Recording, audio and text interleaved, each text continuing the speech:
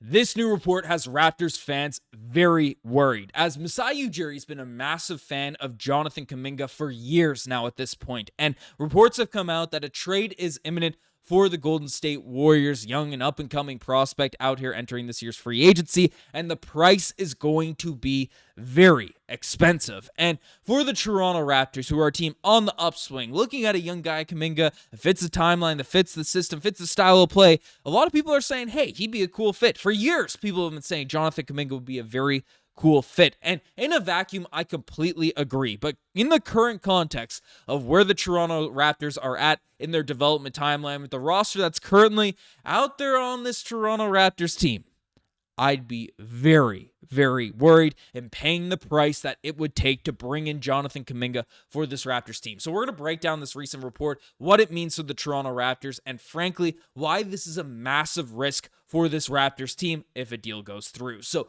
lots of stuff to break down, but folks, as I've been mentioning as of late, you guys have been crushing it, hitting that subscribe button. Appreciate all the support we're getting out here on the videos, but if you're a part of the over 52% of our viewers are tuned into the videos, enjoying the content, wanting that daily Raptors news, and haven't hit the subscribe button just yet, make sure you guys hit that subscribe button. It's completely free. It's down below. You hit that button, you get notified whenever we upload. So appreciate every single one of you that are part of the community that are watching the vids, all of you that are out here watching at this point. But let's dive into it, because there's a lot of context. There's a lot of history here with Jonathan Kuminga. So dating back, there's a couple times we nearly traded for him. Dating back to a Woj report, when the Raptors were doing those Pascal Siakam trades, essentially the Warriors must include Jonathan Kuminga in any trade package for Pascal Siakam. They must be prepared to offer Pascal Siakam unequivocal max, yada, yada, yada. But basically, when we were making trades, when Masai Ujiri was negotiating the Pascal Siakam deal, there were chats with, of course, the Pacers, the Kings, and the Warriors. Specifically, the Warriors talks. The Raptors really wanted Kuminga. So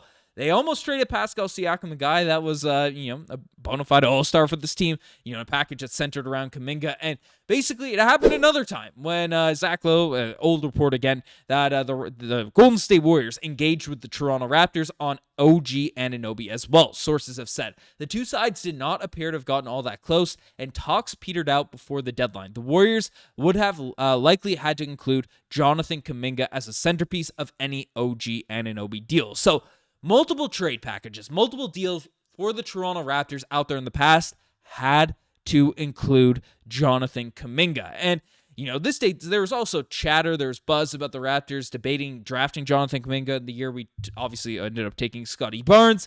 He has been linked to the Toronto Raptors for years now at this point, and frankly, he is a good basketball player. He's a great slasher, he's still young. This season, his stats were down a little bit in regards to numbers: 15 points per game, 4.6 rebounds, 2.2 assists. He's 6'8", still only 22 years old, but the shooting percentages has been the thing that's a bit more off-putting for a lot of people at this point, 30% and 28% out there on the corner three. So, the shooting is a bit worrisome, but he is still a phenomenal kind of young up-and-coming piece talent out there in the NBA. So, Ben, why are you horrified about these reports about it? Hey, there's an opportunity to trade for this young player. There's an opportunity to trade for this guy. Well, there are two reasons. Actually, I should bring up the report first so you get the context. As Anthony Slater of The Athletic and multiple other outlets have come out and said that Jonathan Kuminga and the Warriors are expected to explore sign-and-trade scenarios for him to essentially get the bag that he's looking for out there in this year's free agency, as there have been a lot of reports about the public contract negotiations regarding Jonathan Kuminga and the Golden State Warriors, as basically he apparently is looking for a $35 million average annual value contract before 2024 NBA season. So in the trade negotiations, basically, reports are coming out, he's looking for $35 million per year, which is just a ton of money. And essentially, reports and basically the Warriors offered Kuminga a 5-year, $150 million deal before this past season extension, which he declined, opting to bet on himself to likely command between $20 and $25 million out there in the open market. So 5-year, $150 million, that's $25 million per year. That's what he turned down in terms of his extension for the Golden State Warriors last season. So he is going to get paid. So it's a lot of money that you have to tie up into Jonathan Kuminga that frankly is a player that hasn't proven himself as that level of guy out there in the NBA. I don't think, by a lot of standards. And the Raptors are paying a lot of people a lot of money now at this point. Brandon Ingram, Immanuel Quickley, RJ Barrett, Jakob Poeltl, you see just down below. Scottie Barnes' $38 million per year deal is kicking into effect, starting next season. So there is a lot of money the Raptors have tied in up right now. And frankly, Jonathan Kuminga does not put us over the top of some championship contending thing. We are a tax team at that point, and we are in a, messy spot. So that is something to really factor in. And of course, in terms of this deal, because as brought up as a sign and trade, well, you're paying a different price if you're doing a sign and trade out there on that front. And that price ends up being a guy that I have been so outspoken on these videos that I do not want to trade. RJ Barrett. We cannot just be trading this guy willy-nilly. Again, Giannis Antetokounmpo's in this trade situation. Okay, love RJ to death. I got his jersey up behind me. I'm sorry, RJ. Like, Giannis is on the table. As long as there's not a crazy amount, like you're mortgaging your tie for, like, you're getting dealt in that package. I think everyone would accept that, and whatever's going on there. But in terms of these packages, even guys like Jonathan Kuminga, who we compare the stats, right? We compare the stats for Jonathan Kuminga: 15, 4, and 2, right? 30% from the 3-point line, 28% out there in corner threes.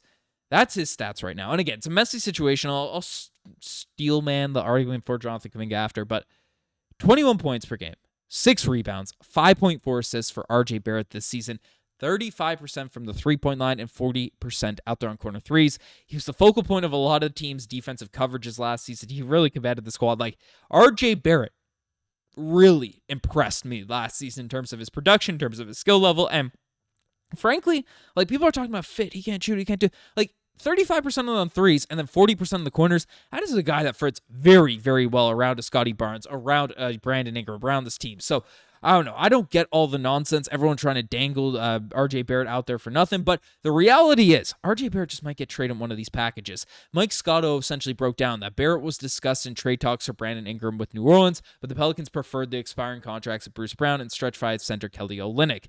They had a few guys in the wings, which I think is just absolutely absurd. Like, I think that is stupid out there from the New Orleans Pelicans. But with the Toronto Raptors envisioning a front court of Scottie Barnes and newly extended Brandon Ingram, along with former lottery pick Gradey Dick at shooting guard, where does that leave current leading scorer RJ Barrett's future? Based on conversations before the deadline, Barrett could be a trade candidate to monitor this summer. So if RJ Barrett is just getting sold for peanuts, if we are trading him and Masai Ujiri just doesn't believe in the vision, wants to give more minutes to Jacoby Walter, Gradey Dick, AJ Lawson, whoever's out here on this team, then Jonathan Kuminga is not that bad of a centerpiece in return. And depending on the contract, depending on what we're getting back, even though that contract is fairly expensive, the shooting I am a little bit bullish on in terms of what could be for Jonathan Kuminga, because in previous seasons, you see out there on the far right side of these stats, in corner threes, he was shooting 42% from the corners in the 2022-2023 campaign. However, those numbers, of course, have dipped over the past couple seasons, but at least for 65 games there in his 2022-2023 season, that was a bit better, shooting 37% from the three-point line. So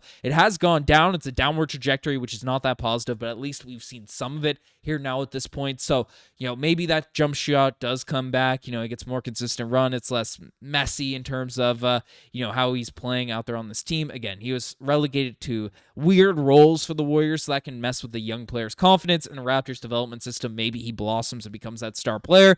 I'm not writing that off if that's the case, but if RJ Barrett's just getting traded in like these trade packages that we're looking at that Mike Scotto kind of brought up, then sure, Jonathan Kuminga is a cool piece to pick up, but I'm just really, really worried that the Raptors are going to give up on RJ Barrett when they really shouldn't. So let me know what you guys think about all this in the comment section down below. You guys, the best thing as far as subscribe to the channel if you guys haven't already. Anyways, I'm signing out.